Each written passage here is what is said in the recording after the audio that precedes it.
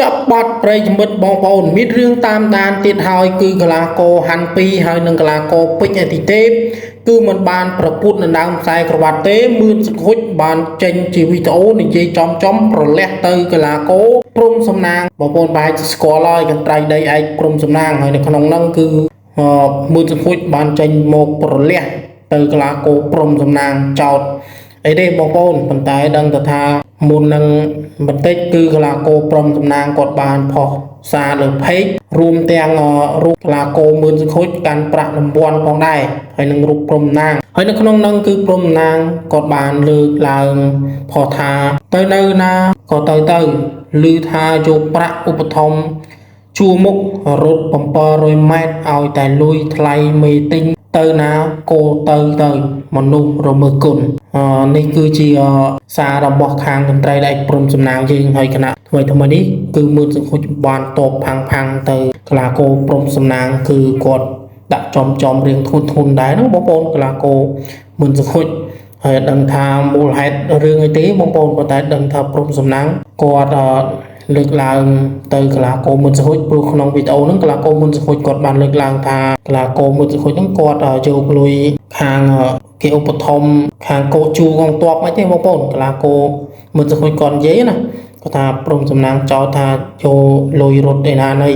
ប៉ុន្តែក្នុងហ្នឹងគឺព្រំសំណាងគាត់ផុសលើភ័យគេគាត់ហើយកីឡាករមឿនសុខុចគាត់បានហៅព្រំសំណាងថាឲ្យទៅកន្លែងគាត់នៅដូចជាស្ពានដែកចំការដូងណានោះបងប្អូន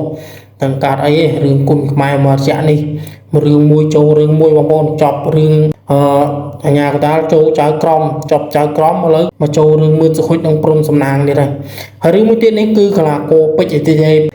ទេពហើយនិងកីឡាករហាន់ពីការប្រកួតថ្ងៃទី28នេះគឺការប្រកួតដើមខ្សែក្បាត់អ៊ីស៊ីនកម្ពុជាគុណខ្មែរហ្នឹងគឺបានរំសាយខ្សែក្បាត់បាត់ហើយ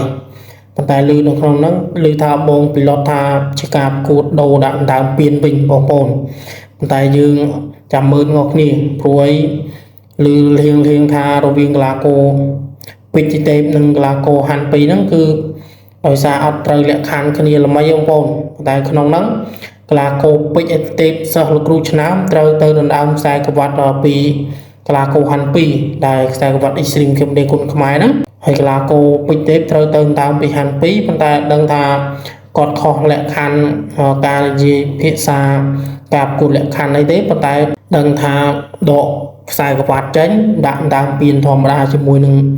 បានមក2គូដែរកីឡាករពេជ្រសង្ហៈប៉ះនឹងដឹមសរុំក៏តាមពៀនហើយកីឡាករពេជ្រទេពនិងកីឡាករហាន់ពីក៏តាមពៀនហើយក្រៅពីហ្នឹងគឺតាមខ្សែក្បាត់ធម្មតាដូចបើសង្ឃឹមនិងឈើល្វីហើយនឹងកបៃប្រៃពេជ្រស្បាត់បងប្អូនគឺអត់មានលក្ខខណ្ឌអីទេហើយគូហ្នឹងគឺគូធម្មតាប៉ុន្តែរវាងកីឡាករពេជ្រទេពនិងកីឡាករហាន់ពីត្រូវរំសាយខ្សែក្បាត់បាត់ហើយបងប្អូនពងរូបគូសលើភេកខ្លាំងដែរពងវែងហេតុប៉ុន្តែដឹងថារឿងអីរឿងស្ងាត់បងប្អូនឬក៏មកពីការប្រកួតកងចិញ្ចរៀមឬកងធំអីចឹងណាបងប្អូនឬប្រកួត3ទឹក5ទឹកយើងដឹងដែរប៉ុន្តែដឹងថាច្បាស់ថាអ្នកទាំងពីរហ្នឹងគឺដកខ្សែក្បាត់ចេញមិនបានប្រកួតហើយរឿងព្រំណាងនិងកីឡាករមឿនសុខុចចាំតាមដានបន្តទៀតបងប្អូនពងថាក្តៅគុកខ្លាំងតែនហើយមានតែព័ត៌មានបងចែកជូនបងប្អូនឲ្យភ្លេច subscribe ឲ្យមួយផងស្ញាប់ដឹងដើម្បីឲ្យព័ត៌មានថ្មីចែកជូនបងប្អូនទស្សនាជារៀងរាល់ថ្ងៃ